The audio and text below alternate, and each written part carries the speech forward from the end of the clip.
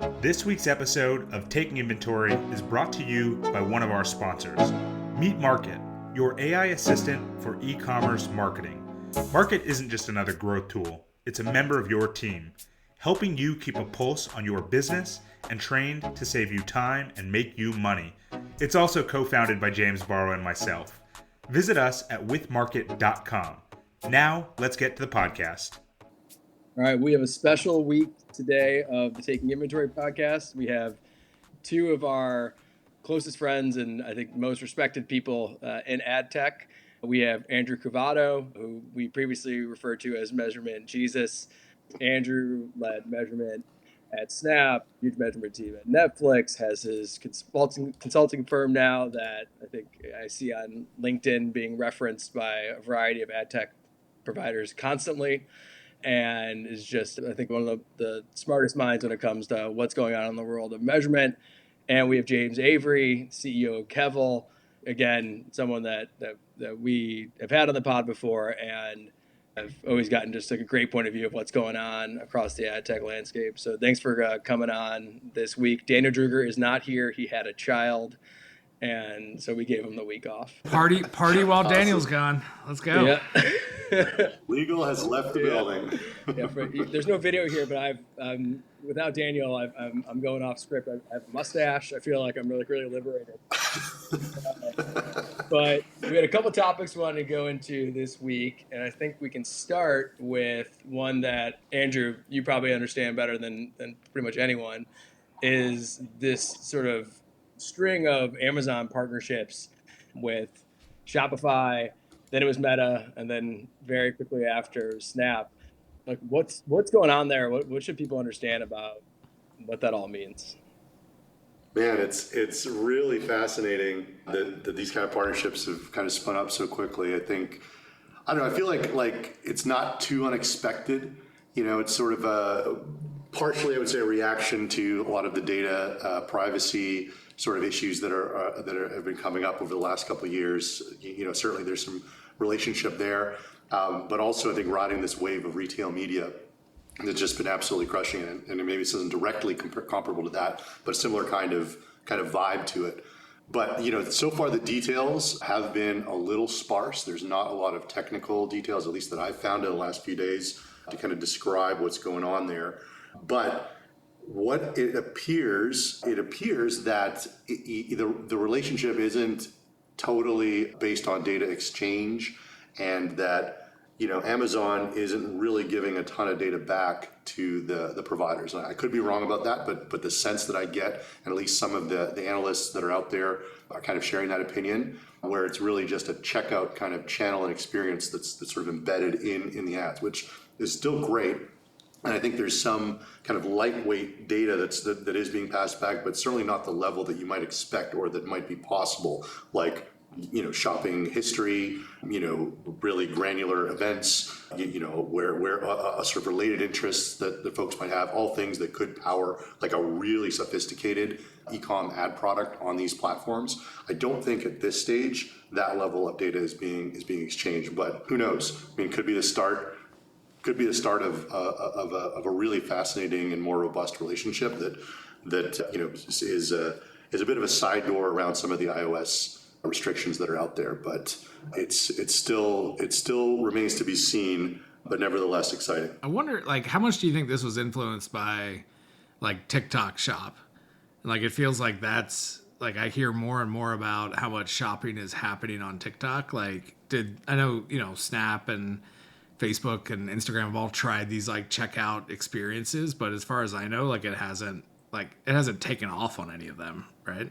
No, it really hasn't. A lot of investment has been put in by those platforms to try to bring shopping in-house. And James, we talked about this. Actually, I got a James A and James B. That's perfect. We got an A/B test built in. But James B, on the last time we were on the pod together, we talked about, you know, the strategy that the social media platforms were doing to bring that shopping and checkout experience in-house in an effort to close the loop so they can have all this great data to continue their optimization and measurement.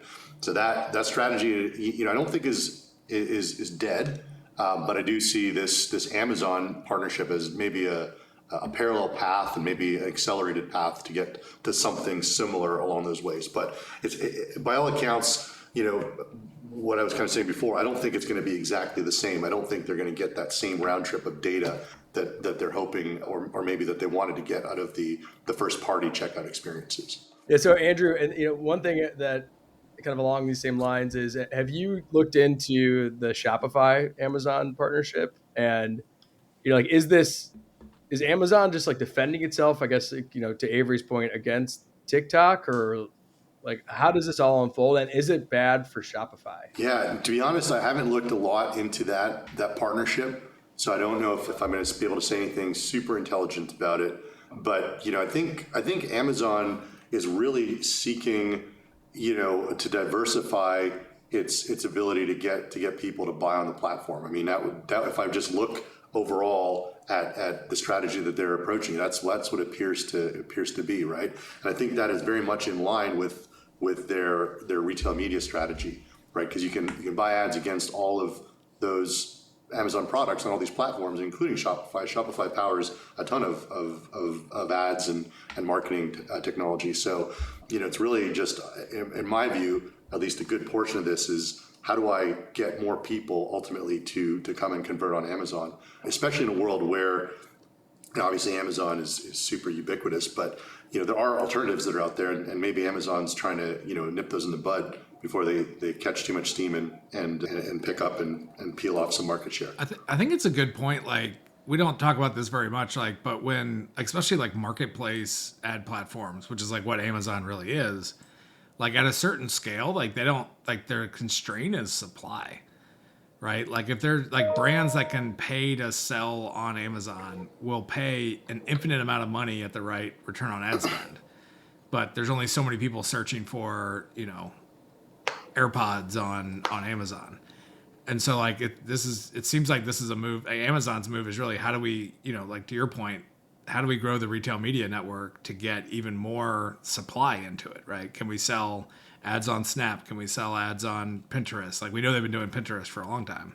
So like, what are the other, where else can they conquest and kind of, bring into that platform?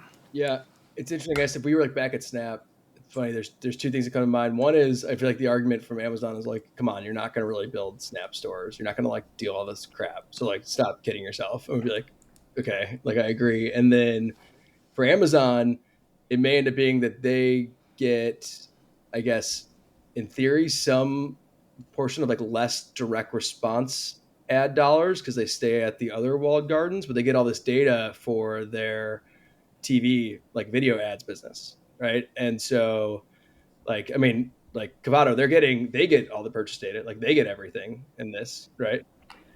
Yep.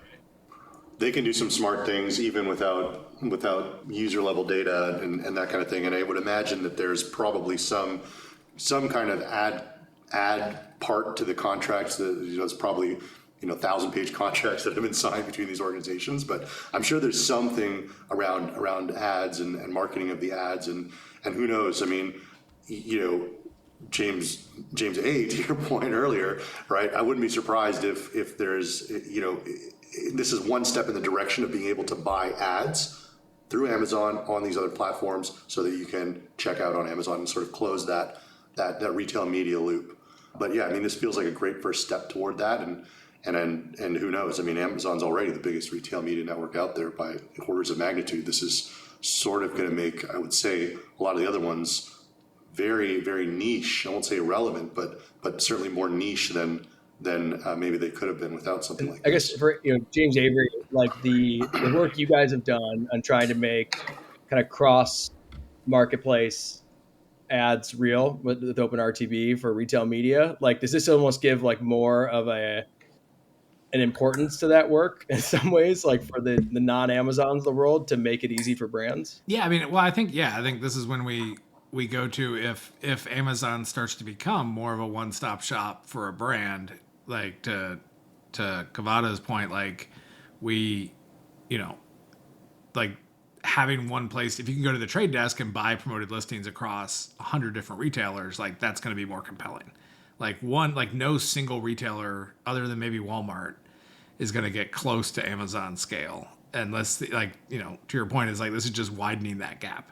And so the stuff around, the work we're doing with OpenRTB and promoted listings is really to say what, the sum of everyone else, it would actually be bigger than Amazon, right? That's the only thing that would be bigger than Amazon.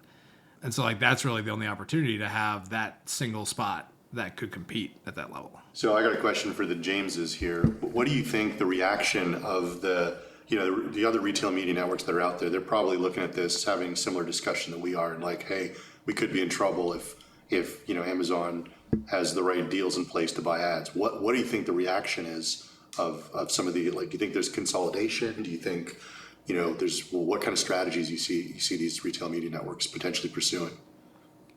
I mean, I think it's interesting because I think other than Amazon, all the other really large retail media networks like have a physical component, and they really, like Walmart really has, Walmart.com is like fairly popular, but nowhere near Amazon. But they have the GMV of what's going through their physical stores. So what we're actually seeing is like the way that these other brands are really thinking about competing with Amazon is how do they bring more of the physical store into that and the attribution.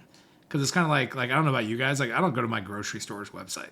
Like I go to the grocery store and I buy stuff and I leave, right? But they know who I am because I put in my little loyalty card and they have that data and they have all this closed loop attribution and like everything that they can do. I think that's really the differentiation that they're looking at because they're not going to be able to scale, in these other components. So yeah, I think they're looking at this and thinking, oh, is there a way, how can we do this? But there's really not, I'm not going to see an ad for milk and then decide to like order it for pickup at my local grocery store. Like, I just don't think that's like a very realistic thing. But I could see like the, the Instacarts or the DoorDashes like saying, oh, how do we do something like this? Right? Like it's differentiated enough for Amazon that it's like, yeah, if you did see a frequently ordered menu item in Snapchat and you can click a button and have it DoorDash to you, right? Like that's a pretty compelling opportunity. Yeah, it's funny when you talk about it. I kind of like I think about the demand aggregation side of it, where it's like it makes you think actually it's really good for Shopify because like if there's this world where like Amazon merchants are basically marketing their products across everything via Amazon, and then you have like the Fortune 1000 via Trade Desk. The next logical person who should be an aggregator in all this is Shopify, and like for them to become a cross ad platform. I mean, they kind of are today, but not in like the most logical way. And I think they'd admit that if like they've talked to that team, like it's not going to look like adding the Facebook app and adding the Pinterest app and adding like all this stuff. Like that thing could be a monster for the mid and long tail.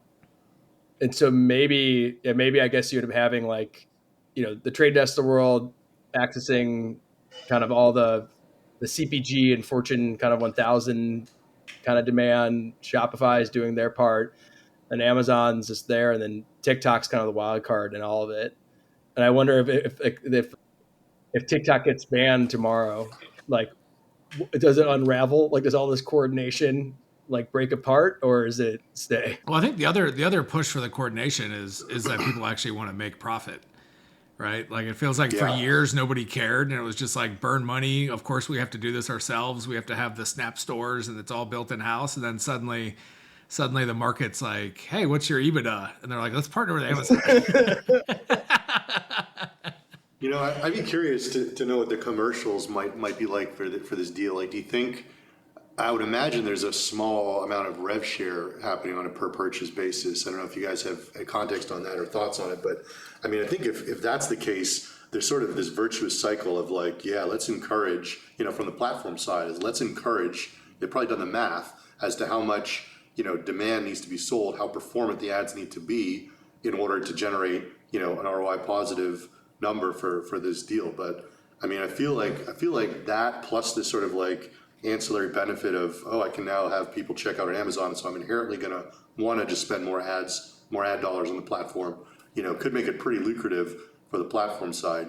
And then, from Amazon side, just back to what I was saying before, I think, if it's bringing incremental demand to their platform or incremental purchases, like somebody who sees the ad that wouldn't otherwise purchase were not so easy for them to do so, right? It's sort of like I see it as a win-win unless the scale isn't there, right? I think that's the wild card is like all this effort and this, really tenuous kind of data deals that I'm sure they've got in place. Not tenuous, but like carefully crafted, I should say.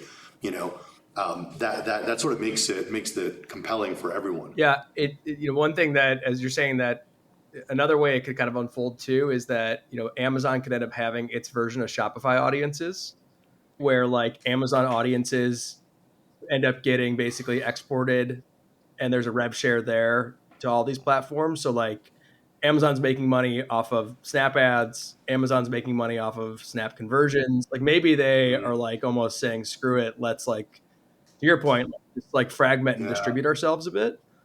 I would bet. I mean, I would bet that that's not the way they're doing it. Like, I mean, maybe just thinking about it from Amazon's perspective, I would think that they're like, we sell these ads and you run them. I'd be really curious if it's the other way around. Like, is Snap actually able to sell these units? That's a good point. Like, at least from what I know of these various platforms, there's a tension, right? The platforms don't want to be dumb pipes. They've all started. A lot of them started that way. Facebook had an audience network, and James, you might know a little thing or two about that. And Snap as well had sort of like third party, like not dumb pipes per se, but kind of that. All of these ad platforms went fully self-serve, closed, walled garden style, and they've all been really successful for it. And I think going the other way is going to be a tough road, and I don't think it would ever happen in that exact capacity. So I agree with what you're saying, James A. But yeah, I think and also James B. To your point about the audiences, that would be a tough one. Even with the deal here, it would be a tough one to get through the privacy restrictions on that. So while it could be an awesome product to sell, I'm struggling at least right now to see how it can be activated. We've talked about this before, where like you're kind of skeptical of even like Shopify audiences are like okay, right? Yeah, I mean, I'm skeptical of of like these sort of pseudonymized IDs, like UID2 and things like that. My opinion is that they don't pass the sniff test when it comes to ATT. Whether or not that matters is a different story, right? Like, do they cater more to web audiences or web advertisers in the web ecosystem versus the mobile ecosystem? Is there even a reason or like a precedent for Apple or other OSs to have jurisdiction over that and control that? I mean, those are all other questions, I would say. But if you just read the letter of the law and you compare how all of these technologies are working, how the data exchanges have to happen, my opinion is that it doesn't really pass the threshold of being ATT compliant. So, but that's something. That's why, I mean, well, just kind of sidebarring here, me, I'm a big aggregate data kind of guy. When I buy ads for my clients, I don't use any conversion optimization. I don't use any custom audiences. I don't use any of that stuff. I do reach and frequency. I manage things with incrementality or MMM. And, you can get really performant DR ads if you put things together that way. And that system maybe is not going to work for really complicated marketers and really complicated use cases, but for I think a good portion of the ad tech ecosystem out there, that's more than fine. And all you have to do is be willing to look at first party metrics in the platform and call bullshit on them. Sorry, I don't know if I can say bullshit. Call shenanigans on them. You can say bullshit all day. Yeah. Daniel's not here. Bullshit all day long. But yeah, you can call bullshit on them and then ignore them and readily ignore them and keep going, and you'll be fine. But for the big players, the big complicated marketers, Fortune 500, Fortune 100, you need complicated solutions, and that's where I think like clean rooms can potentially come in and these more complicated type integrations and deals across some of the bigger players in the ecosystem. That's where some of that really can take off. I guess maybe that's a good segue to like one topic that we were talking about before the recording was just the trade desk. Like they had earnings last week, stock kind of tanked, which would not be the first ad tech related stock to have wild swings as we've seen Covato with our friends at Snap. But I do think it, like, at least to me, I still am skeptical of like that story. Like personally, and especially even things we're talking about right now, it's like you see Amazon, like you don't really know what Shopify move is going to be. I have a hard time seeing where Trade Desk ends up going kind of long term. But I think James Avery, it's something we've talked about a lot. Like, I think you have probably a different perspective, and kind of just wanted to get your take on that. Yeah, I mean, I think when it comes to the trade desk, right? Like they talk about the open web, and I think that's where you're skeptical, right? Like, and I agree. Like I hold some of that same skepticism that you can get the same performance that you would get on a Snapchat or a Facebook. You can get it on a bunch of random websites, like thrown through a massive like ad tech, machine. If I was running the trade desk, right, I'd be looking at it as more of how is, if there's going to be 1,000 walled gardens, if there's going to be 2,000 walled gardens, like how are we the tool that brands are using to get to all those walled gardens, right? Because I think in this, when it was like Google, Facebook, and then everybody else, right, you didn't really need that. But like as we look, just Snap, Pinterest, Walmart, Albertsons, like there's hundreds and hundreds of these being built. And if you're a big brand, what's your effective way for buying across all of those? And today the answer is like go use an ad network like a Criteo or something. But we also I don't think that's going to last, right? Because the ad network model like never makes it.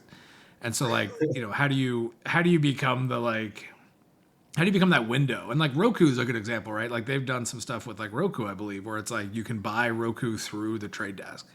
Like that is like a walled garden, but they've kind of opened things up a little bit to someone like the trade desk so that brands can buy directly. That's a really good point. I think what's interesting is now we're seeing, maybe like a little window opening up into these walls with back to their first topic with this deal with Amazon, right? I mean, it's walled garden to walled garden, but it's still something that you wouldn't really have considered doable, just from a business perspective, even a few years ago.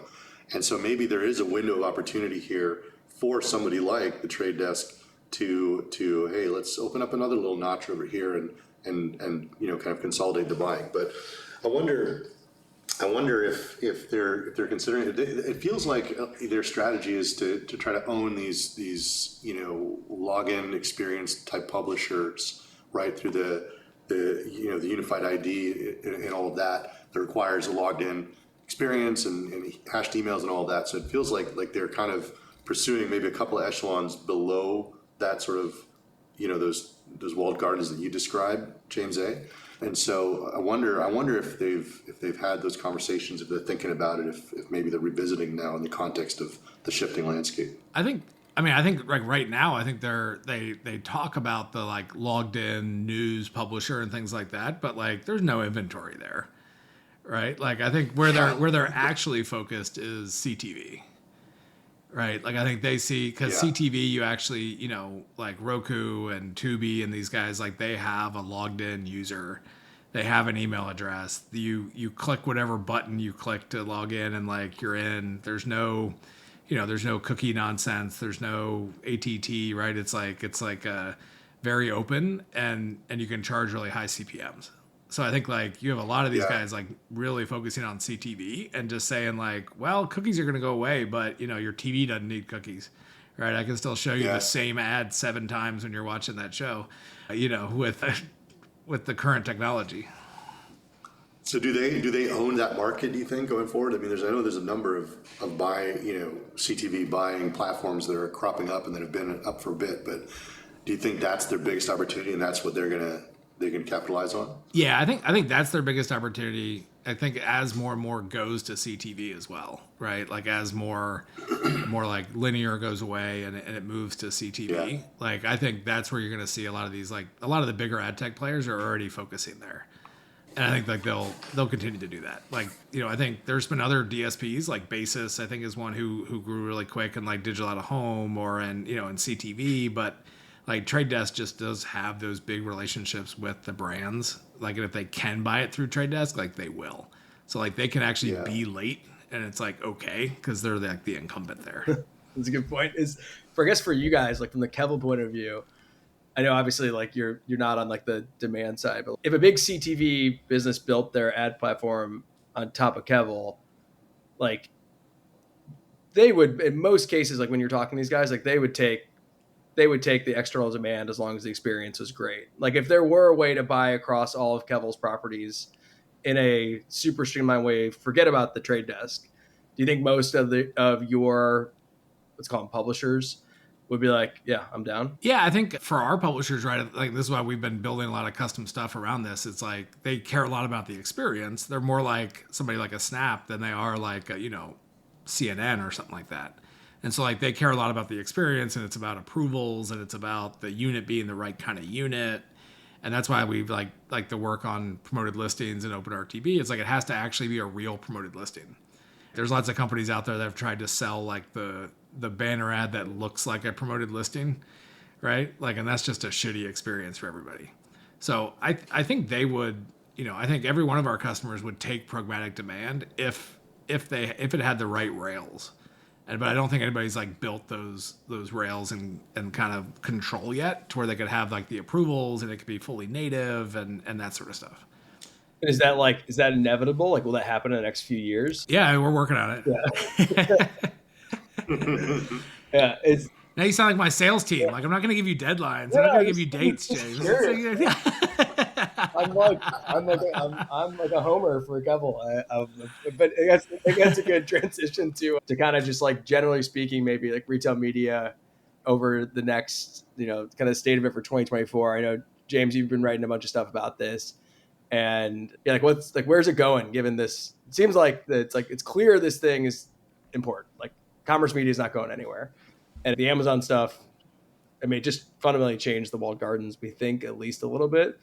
Like, what's your take on what the next 12 months here look like? Yeah, I mean, I think it's really like stage 2 of retail media, right? Like stage 1 was, I think, everybody wanted to get something up and running.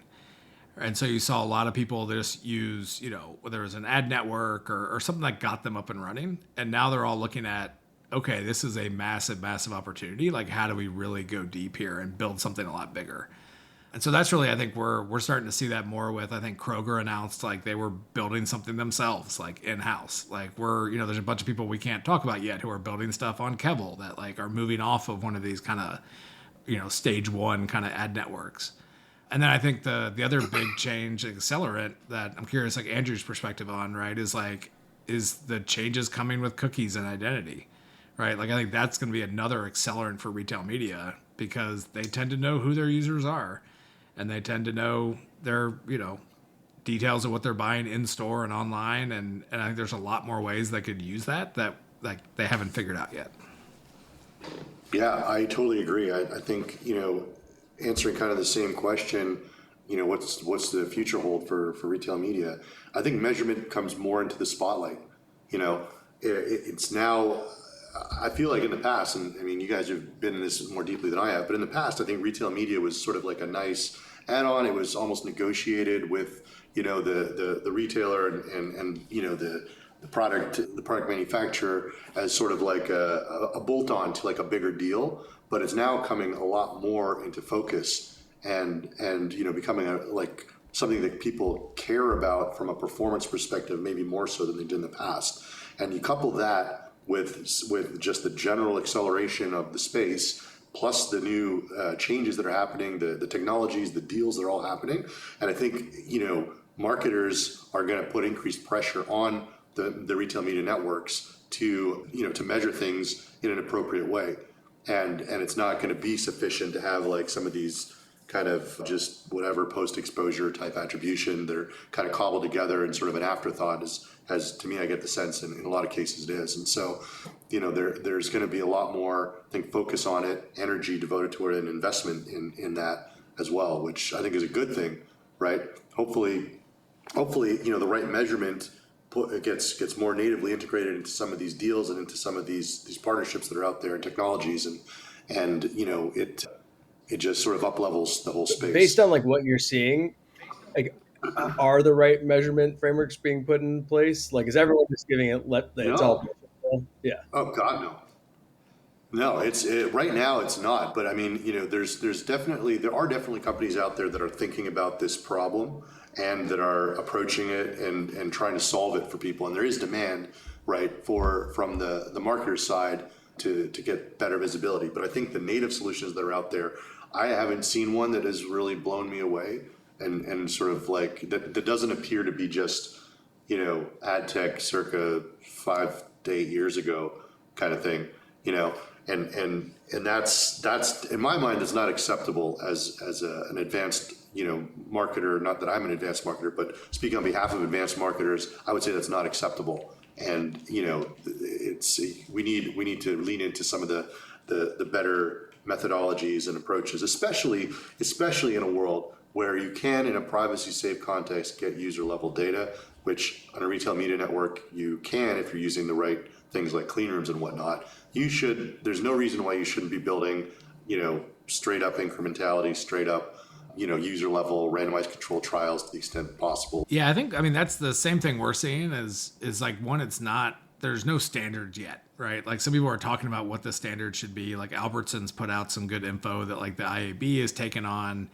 But what we hear from marketers is it's about incrementality, right? Because you're totally right. Like, the base level attribution in a retail media network is like, hey, a person saw this ad for ketchup and they bought ketchup. And it's like, well, yeah, but if they were searching for ketchup and then they saw your ad for ketchup and they bought it, like, is that worth spending money on, right? And so that's the self-fulfilling prophecy that has perpetuated ad tech for over a decade. Right. And to some extent, I think there's like arguments on both sides, because the retailers can say, well, yeah, look at Google. Like, you're paying for your brand name on Google, and you're not arguing about if that's incremental or not. And so there's a part of it. They should be, but there's a part of it that's like, is it similar to like shelf space, right? Like, you're buying digital shelf space. But then I think there is the incrementality piece, which is like, okay, yes, maybe I have to pay some sort of a tax that is like my spot in that digital shelf. But then if I'm buying additional units, if I'm buying, like if I'm in your recommendations carousel, if I'm buying a banner at the top of the category, like, what is the incrementality of those things?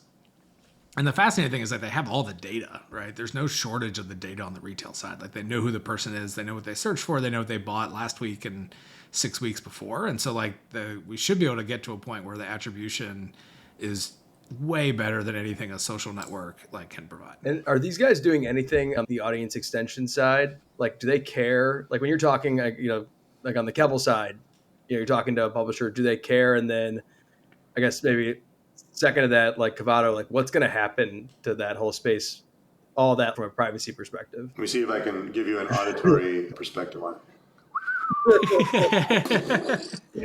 Yeah, I mean, it's funny. Like, audience extension for a lot of these retailers has been the biggest part of their business, right? Like a lot of these guys, like, that's where they've made the most money is shipping their data to the SSPs or even CTV deals.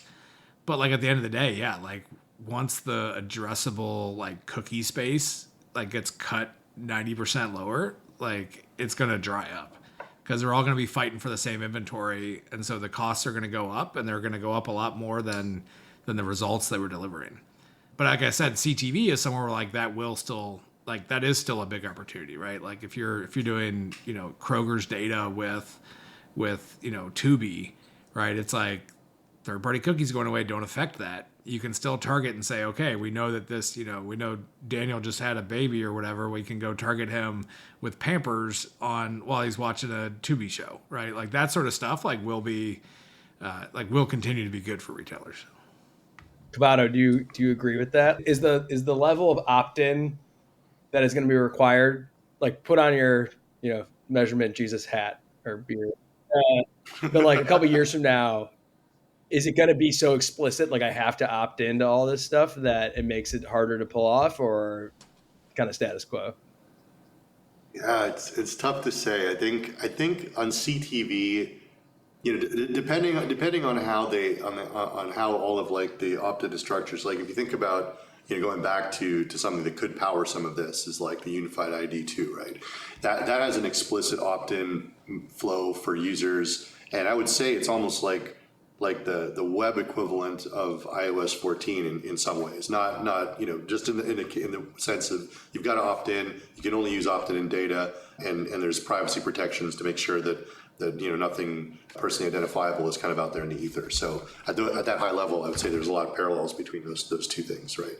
And so if you think about like continuing that sort of analogy, what's sort of like the opt-in rates on iOS 14 in terms of tracking? It's going to be varied, extremely varied. There's some apps that you're going to want to opt into, you're going to trust, you're going to understand why you're opting in. There's others that you are just not going to at all want to share data or have your data shared, have that app share your data.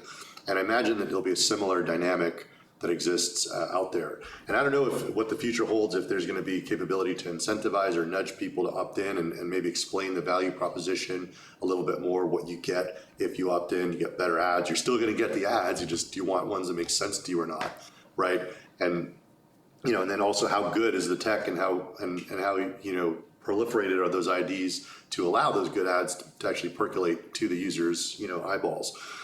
But I think it's going to be a bumpy road. Whatever path is taken is going to be a really bumpy road, and ultimately there'll be some wasted ad dollars, maybe a lot of wasted ad dollars, and there'll be frustrated users, and hopefully out of that mess will come something beautiful where you get great ads showing the right people at the right time. I probably shouldn't say this, but just on the Jesus theme, it's like kind of died for our sins. But I'll cut that part. All right. Yeah, it's when you're talking to, for the consulting side, when you're talking to your clients are they aware? Like, do people get it now? They're like, this is going to get messy. I mean, yeah, the folks that I work with primarily, and at my shop, I'm fortunate to be able to pick and choose the folks that I work with. So I'm working with both buyers, sellers, and facilitators of incrementality focused measurement, optimization, all of that kind of stuff. And so everybody in that world is certainly bought in. And the problems that they're facing with their clients is that people aren't ready to cross the chasm. And still, after I've been pitching, slinging incrementality for 15 years, and it's still a hard sell. People are still like, well, my data doesn't look the same as my last click data. Well, no shit. It's a different methodology. It's not going to look the same. Isn't that why you're exploring a different methodology? And you still run into those challenges, right? But I think it's everybody is imminently aware of some kind of looming apocalypse as it relates to cookie deprecation. They've seen the partial apocalypse or of the whole ad tech ecosystem with ATT and iOS 14. And so folks are waiting for the other shoe to drop for sure. But I think people are a little bit flat-footed, and other than the cadre of folks that I'm working with, I don't know if the industry as a whole is shifting, quickly enough and in big enough ways. They're really trying to preserve paradigms that have existed for 10 years. And how do I keep what has always been the case? How do I keep that stood up beyond having cookies and other user level identifiers that I can mismatch? My opinion is I wanted the industry to take a 90-degree turn away from all that and explore other technologies like contextual targeting, first party, like behavioral targeting on platform, using only first party data, using advanced reach and frequency buying techniques and aggregate style measurement. I think all of those things put together can really, really work for a variety of advertising use cases if done intelligently.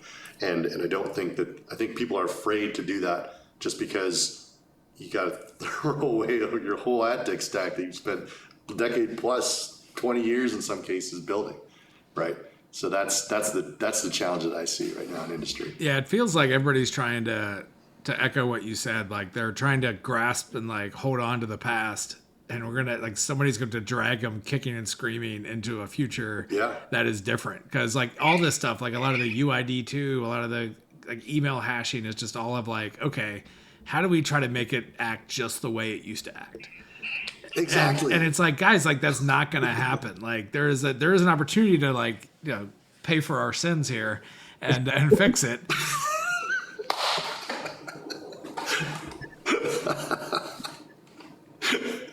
Well, I think that's maybe a good place to end it then. But thank you guys for doing this. And I guess maybe Covato, if you want to just let people know where they can find you, I'll put it in the show notes. But yeah, appreciate it. I'm on LinkedIn, just Andrew Covato at Andrew Covato. Always trying to post some interesting things there. And then for more info on my consultancy, Growth by Science, you can just go to growthbyscience.com. And James? Yeah, definitely. I'm on LinkedIn, James Avery, Kevel.com, Kevel.com. And then, follow us on LinkedIn. Awesome. Thanks, guys, for doing this. I appreciate it. I promise next time it'll be more structured with Daniel back. Before you go, we need your help. If you enjoyed this week's episode of Taking Inventory, then subscribe or rate wherever you listen to the podcast.